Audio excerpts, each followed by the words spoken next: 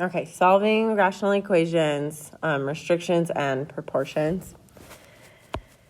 So, fun fact, Queasy, I don't know if that's how you say that, is the world's only brown panda. Abandoned as a baby, he was very rare genetic mutation that changed his color of his fur. Though other pandas used to bully him for being different, he now lives in a sanctuary and has his own personal caretaker. That is the saddest thing ever, and that should make you very sad because that's what we are doing as human beings also. Take care of each other. Do not bully each other. Do not blah, blah, blah, you know. But, yeah. Sad. Okay, restrictions. So a restriction happens when you divide by 0. Okay, you cannot divide by 0. This is the kind of things that happen when you divide by 0. The world will blow up. There's a big hole in the middle of something. Just divided by 0. Okay, you cannot divide by 0. So what that means is that the denominator cannot equal 0. Because if the denominator equals 0, that means that you are dividing by 0. So to find the restrictions, we're going to set that so that it can't equal 0. So then we just solve that. I would add the 6 over, which means x cannot equal positive 6. That is our restriction there. Okay? Like for this one, 1 over 2x, well, that means 2x cannot equal 0, which we could just divide by 2, which means x cannot equal 0. For this one, if we have x squared plus 2x, well, we can factor that to be x and x plus 2. So that means x cannot equal 0, and x plus 2 cannot equal 0, which means x cannot equal negative 2. If we have x squared minus 3x plus 2, well, that factors, so we're trying to see what multiplies to be 2, adds to be negative 3. It's negative 2 and negative 1. So that factors to be x minus 2 and x minus 1. So that right there becomes x cannot equal 2. X minus 1 cannot equal 0, so x cannot equal 1. If you're given something like this, so I could factor out an x cubed, I'm left with 3 over x cubed and then x minus 3. Well, that x cubed cannot equal 0, which we could cube root that and you'd still get 0, so x cannot equal 0. Here, x minus 3 cannot equal 0, so x cannot equal 3.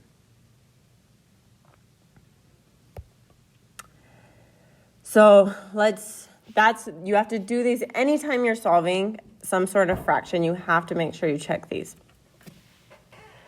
But now, let's solve some. And we're just going to use the proportions method, which you've used before. So first, we're going to state our restrictions. So x minus 6 can equal 0, which means x cannot equal 6.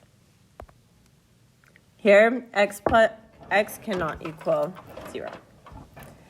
Now, to solve this, I'm just going to use proportions, which means we are going to cross multiply. Which one of you is multiply? Anyway, so we're just going to cross multiply this. So I have 7 times x equals 4 times x minus 6, which is 7x equals 4x minus 24. Subtract that 4x over, I get 3x equals negative 24. Divide by 3, I get x equals negative 8. And that's it. And you always have to check that that's not your restriction, because if it's your restriction, it's no solution. Okay, let's do another one. So this one right here, well, a minus 8 can equal 0, which means a cannot equal 8. And then 2a plus 1 can't equal 0, so 2a cannot equal negative 1, which means a can't equal negative 1/2.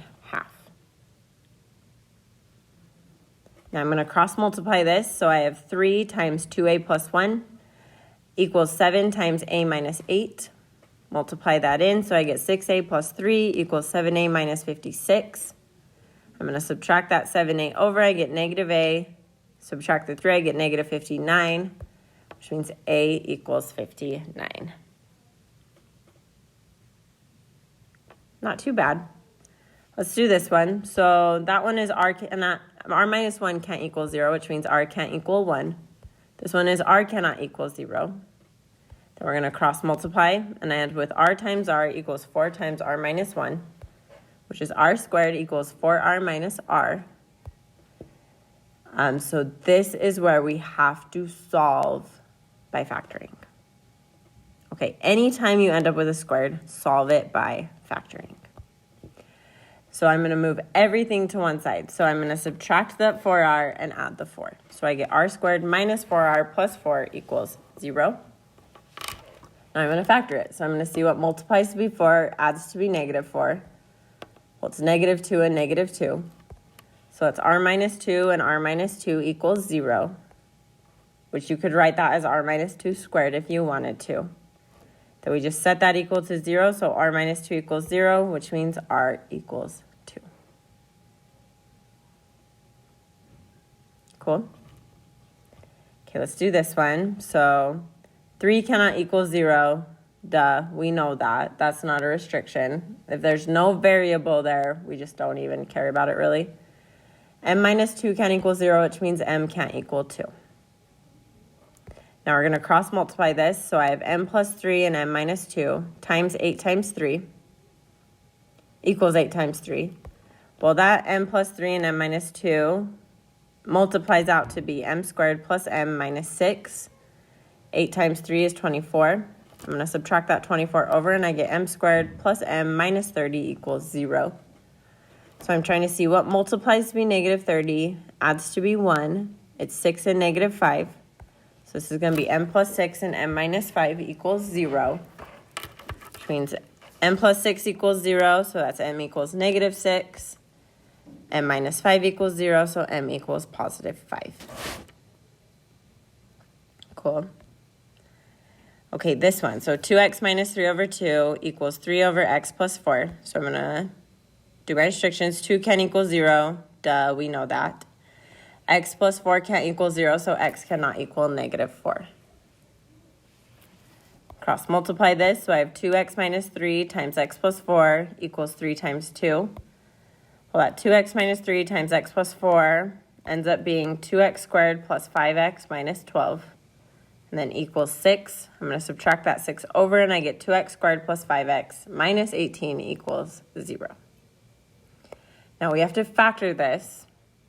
And since there's a number in front, I have to multiply a to the c value. So I'm trying to see what multiplies to be negative 36 and adds to be 5, which happens to be 9 and negative 4. So I'm just going to replace the 5x with 9x and negative 4x. Then I can factor this by grouping. So I can group the first two, group the second two.